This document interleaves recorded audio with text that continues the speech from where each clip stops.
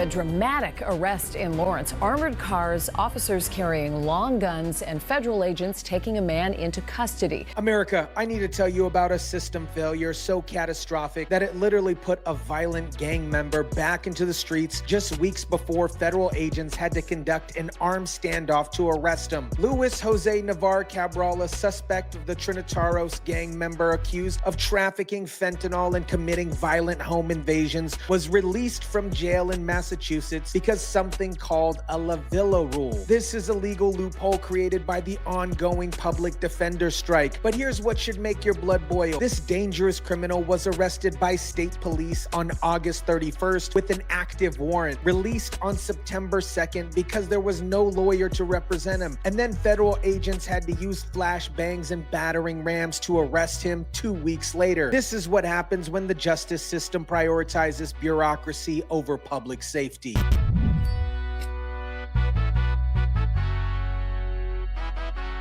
25 investigates, asking why the man at the center of a federal drug case was arrested and released just 2 weeks before the feds picked him up. Boston 25 News was in Lawrence on Monday after federal agencies were involved in an hours-long standoff with the same man state police had in their custody days earlier. What is up, guys? Tyson De La Cruz here. Thank you so much for rocking with me. This case perfectly illustrates how liberal policies designed to protect criminals end up putting innocent American lives in danger. Let me break down who Luis Jose Nivar Cabral really is and why he should never be walking around free. This 24-year-old is a suspected member of the notorious Trinitarios gang, one of the most violent criminal organizations operating in the United States. The FBI says Luis Cabral is a member of the Trinitarios street gang, wanted for drug trafficking in Maine. He's also accused of several home invasions and a police chase where shots were fired at officers. According to federal prosecutors, Cabral is accused of trafficking fentanyl between northern Massachusetts and Maine, participating in multiple home invasions and leading police on a high-speed chase where he and his accomplices repeatedly fired on pursuing officers. This wasn't some petty criminal. This was a violent gang member who shoots at police. Court documents show Cabral allegedly broke into 3 homes and led police on a high-speed chase and shootout last month in Maine. When Massachusetts State Police arrested him on August 31st, they found him in possession of 8 different ID cards.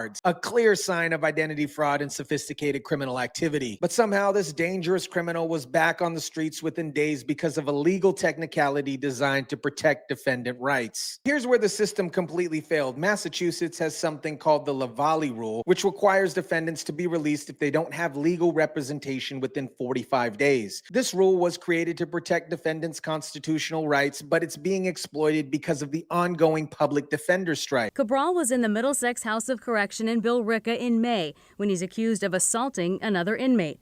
He was released and the case dismissed on August 15th due to the ongoing public defender strike. The shortage of defense attorneys has led to hundreds of cases getting kicked after 45 days if there isn't anyone to represent the defendant. The shortage of defense attorneys has led to hundreds of cases being dismissed after 45 days if there's no one to represent the defendant. But the Middlesex DA's office refiled the case, leading to the warrant that allowed state police to pick him up August 31st. So why was he out again?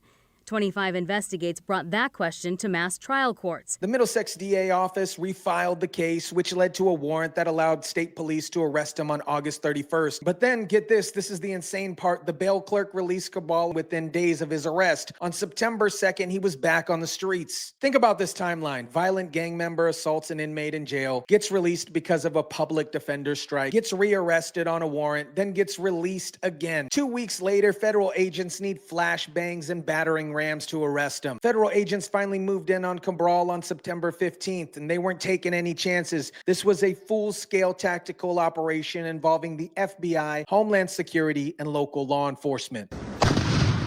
Flashbangs and smoke. That's what residents in this Lawrence neighborhood woke up to Monday. Come on, Lily.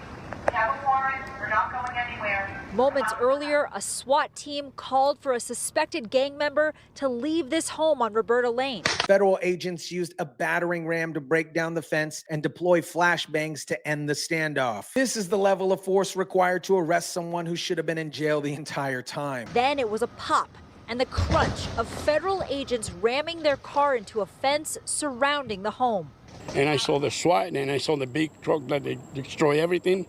Like, you know, we used to have one in the Army, you know, those ones, they break everything. Witnesses described seeing the big truck that destroyed everything and hearing boom, boom, boom, boom, boom, as federal agents had to use an overwhelming amount of force to arrest somebody who had been released just 2 weeks earlier. 2 children were removed from the house during this operation, showing how this criminal was endangering innocent kids by his presence in the community. Now let's talk about how the system is trying to justify this particular disaster. Mass trial courts pointed to the LaValli rule as the reason for Cabral's release, but they won't comment on the specific circumstances because it's a pending case. Mass State Police say a bail clerk released Cabral on personal recognizance within days of the August 31st arrest.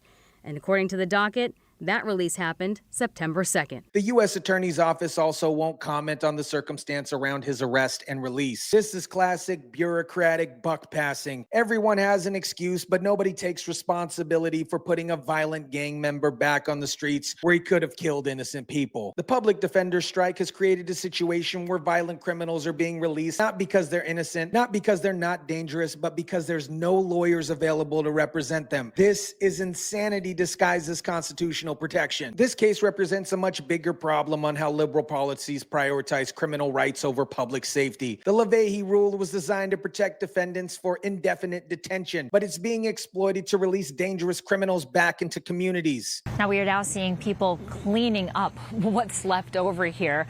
Over the course of the investigation, federal investigators say they searched vehicles that were associated with Cabral and found thousands in cash, jewelry, drugs, black ski masks, and among other things. This wasn't some low-level offender. This was a sophisticated criminal operation that was allowed to continue operating because of legal technicalities. The public defender strike has created hundreds of similar cases where violent criminals are being released because there's no attorney to represent them. How many other Cabrals are walking around free right now because the system is so broken? Meanwhile, law-abiding citizens in Lawrence had to endure a federal tactical operation in their neighborhood because the state system failed to keep dangerous criminals locked up. America, this Luis Jose Nivar Cabral case shows you exactly what happens when the justice system prioritizes bureaucracy over public safety. A violent gang member who shoots at police, commits home invasions, and traffics fentanyl was released twice because of a legal technicality designed to protect defendant rights. The LaValli rule and the public defender strike have created a perfect storm where dangerous criminals are walking free, not because they're innocent, but because there's no lawyers available to represent them. This is constitutional protection taken to an absurd stream and endangers innocent people. Federal agents had to use flashbangs, battering rams, and tactical vehicles to arrest someone who should have been in jail the entire time. Children had to be evacuated from houses because a violent criminal was allowed to roam free in their community. This is what happens when liberal policies prioritize criminal rights over victim safety. This is what happens when bureaucratic rules become more important than protecting innocent people from violent predators. Massachusetts needs to fix this rule, and they need to fix it immediately. Violent gang members who shoot at police should not be released regardless of attorney availability. Public safety must come before legal technicality. The residents of Lawrence deserve better than a system that releases dangerous criminals and then requires federal tactical operations to clean up the mess. They deserve leaders who understand protecting innocent people is more important than protecting criminals' procedural rights. Let me know what you think about this. Drop it down in the comments section down below. Smash the like button if you kindly would. Share, subscribe, and as always, guys, I'll catch you on the next one.